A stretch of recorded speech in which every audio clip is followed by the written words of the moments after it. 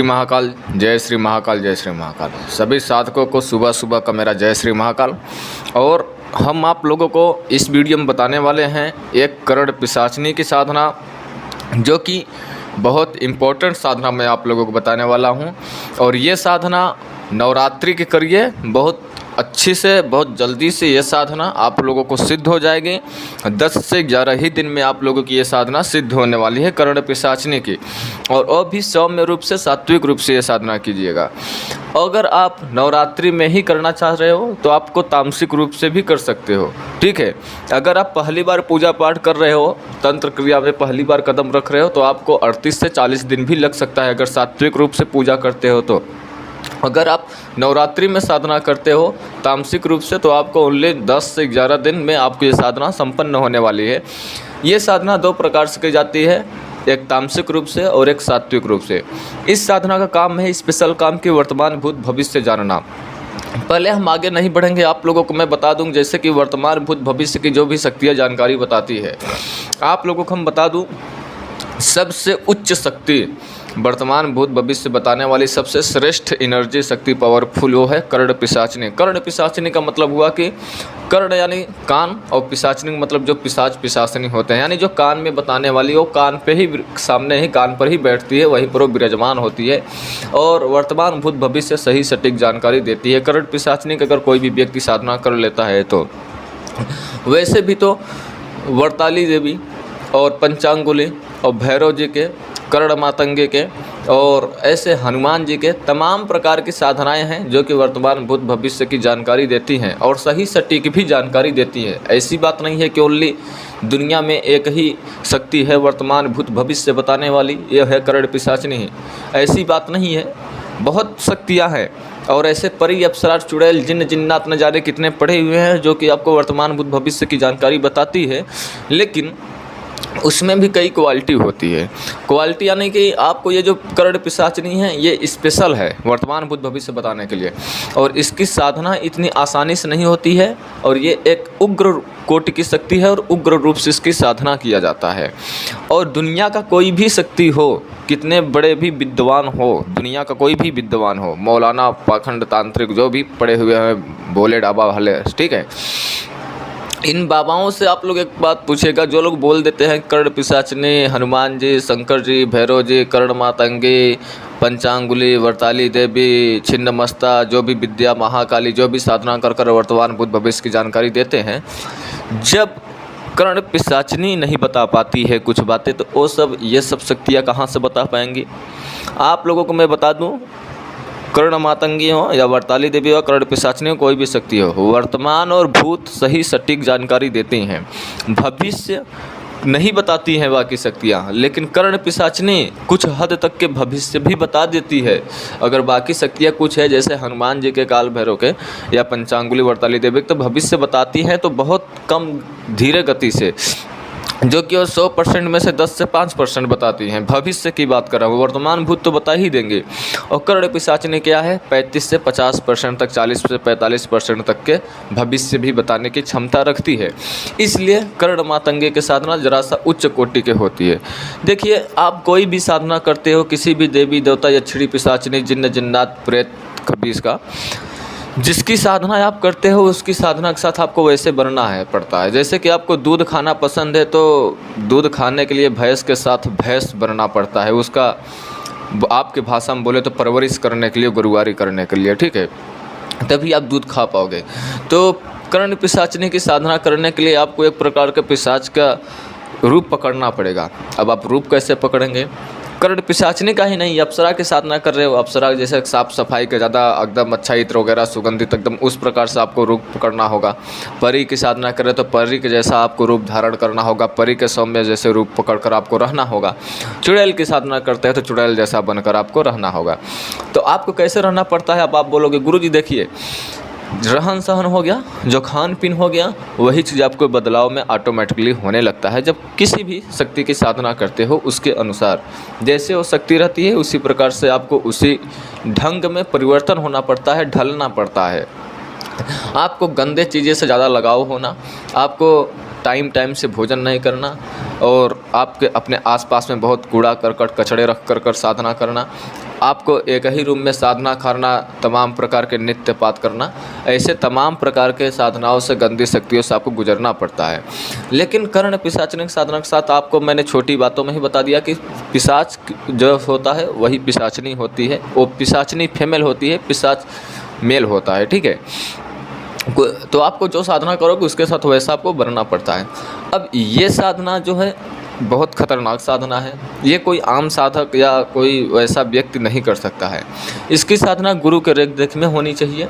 और दूसरी बात कि ये कोई भी व्यक्ति अगर ये साधना करता है तो आने वाले समय पर इसका विसर्जन करना बड़ा असंभव काम होता है और इसको शक्ति को संभाल पाना ये भी बहुत असंभव की बात है। आपके पास 1-2 एनर्जी पहले से साधना कर उच्च कोटि के 10 महाविद्यालय में से कोई साधना करके रखे हो तो आप ये साधना कर सकते हो, वो वाली बात नहीं है। लेकिन इसको शक्ति को सबसे बड़ी बात संभालना और इससे कार्य लेना और इससे भोग देना, ये सबसे बड़ी बात है। क्योंकि शक्ति बांधने को कोई भी बंधा सकता है, लेकिन उसको चलाने का कैसा है, यूज कैसे करना है, वो सबसे बड़ी मुख्य बात होता है, जो कि गुरु के मार्गदर्शन में ही वो सब चीज़ सीखने को मिलता है, वो सब चीज़ प्राप्त होता है, ठीक है।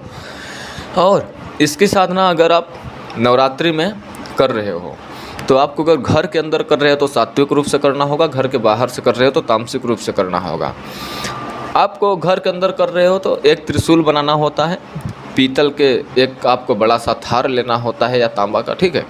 उसमें आपको त्रिशूल सिंदूर से बनाना होता है बड़ा सा।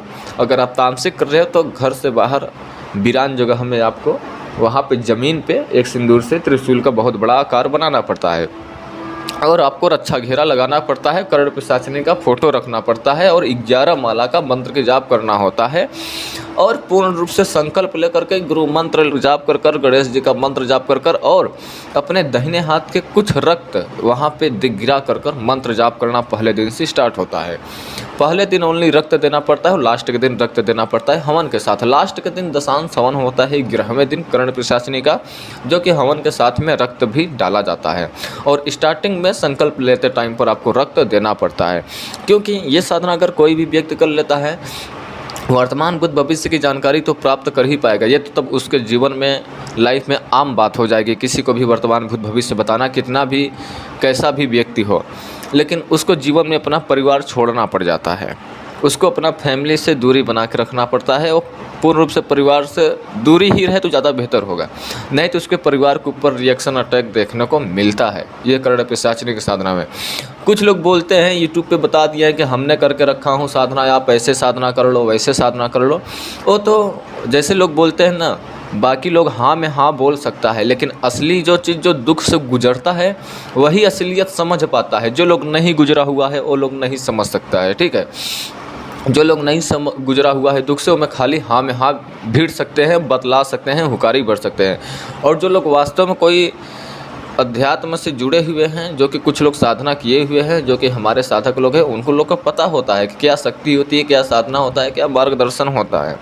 पैसा बहुत बड़ी बात चीज़ नहीं होती है, ठीक है।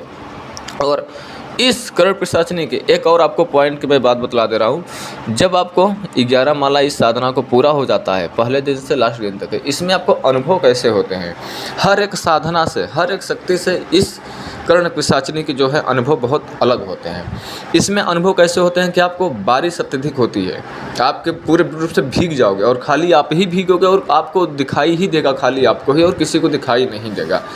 और आपको दोनों कानों में आवाज़ भुनभुनाहट झुंझुनाहट की आएगी, गाना गाने की आवाज़ आएगी, ऐसे आपको आवाज़ आएगी। और आप किसी का वर्तमान भूत भविष्य नहीं पूछ रहे हो तो भी आपको 3 से 4 दिन के बाद, 5 से 6 दिन के बाद आपको कानों में अपने आप आवाज़ें आना स्टार्ट हो जाती है। आप खुद को बोलोगे जैसे कि मैं सोया रहता हूँ, लेटा रहता हूँ, बैठे रहता हूँ, कहीं बाहर गया हूँ तो मेरे कानों में जैसा कि कोई बैठकर कुछ बोलने की कोशिश कर रहा है या तो फिर बोल रहा है या गुनगुनाने की आवाज़ आ रही है स्त्री का, आपको ऐसा अनुभव होता है। और आपको ये सब अनुभव के साथ साथ में कर्ण पिशाचिनी के स्वप्न के माध्यम से एकदम सुंदर रूप, कर्ण पिशाचिनी एकदम सुंदर रूप से आपको स्वप्न में दर्शन भी देती है। आपको अपने ऊपर कंट्रोल रखना चाहिए, उसकी सुंदरता को ऊपर आकर कर अपना बाल ब्रह्मचार्य का पालन करें, उसके ऊपर वो आप नियम न खोएं, नियंत्रण न खोएं। आप माइंड में नेगेटिव बात, गलत बात, अशब्द, अश्लील चीज़ ना सोचें, ज़्यादा बेहतर होगा। क्योंकि इसका सुंदरता ही इतना होता है, जब स्वप्न में मार्गदर्शन में ये दर्शन देती है तो आपको अपना हवस खो सकते हो। और लास्ट के दिन इसको वचन के साथ में आपको इसको दोबारा बुलाने का पूछ लेना है कि आपको कैसे मैं दोबारा बुला सकता हूँ। एनी टाइम 24 घंटा आपके कान पे बैठी रहेगी और आपको वर्तमान भूत भविष्य बताती रहेगी। अगर आपको कभी भी अपना कोई स्पेशल कोई कार्य, लंबा कार्य को अगर कोई आइडिया या तो फिर मनचाहा कार्य, सिद्धि या प्राप्ति कुछ करना चाहते हैं तो उसको प्रत्यक्ष कर कर आप अपना कार्य निकलवा सकते हैं। तो उसको आने का दोबारा आप पूछ सकते हो कि आपको मैं दोबारा बुलाऊँगा कैसे, ठीक है। और इसको वचन बहुत समझ सोच के लेना पड़ता है। वचन इसमें आपको कैसे लेना पड़ता है कि जब मैं आपको बुलाऊंगा तब आपको आना पड़ेगा, जो मैं बोलूँगा सो आपको करना पड़ेगा। बिना मेरे इजाज़त का आप कोई कार्य नहीं करोगे। मेरे घर परिवार को आप कभी भी परेशान नहीं करोगे। अगर जीवन में अगर मेरे से कुछ भी गलती छोटी मोटी हो जाती है, त्रुटि हो जाती है, तो आपको उससे माफ़ करना होगा।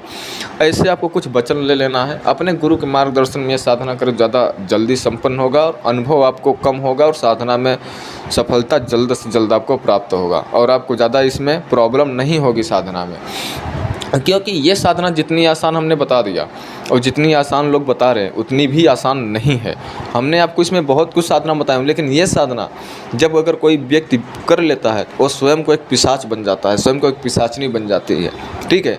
ये साधना जो है स्त्रियाँ नहीं कर सकती हैं, पुरुष कर सकते। आसन होगा बैठने के लिए, काला वस्त्र या काला कम्बल हो सकता है, काला वस्त्र धारण भी करेगा साधक। और सामने पंचमुखी एक दीपक जलाना है, 5 मुख वाला एक दीपक जलाना है, आटे के बनाना है और उसमें तिल का तेल डाल सकते हैं, सरसों का तेल डाल सकते हैं या देसी गाय का घी डाल सकते हैं। और आटा के एक दीपक बनाना है और कपास की बत्ती से 5 मुख वाला दीपक एक ज्योति जलाना है और सिंदूर का त्रिशूल बनाना है बढ़िया सा, ठीक है।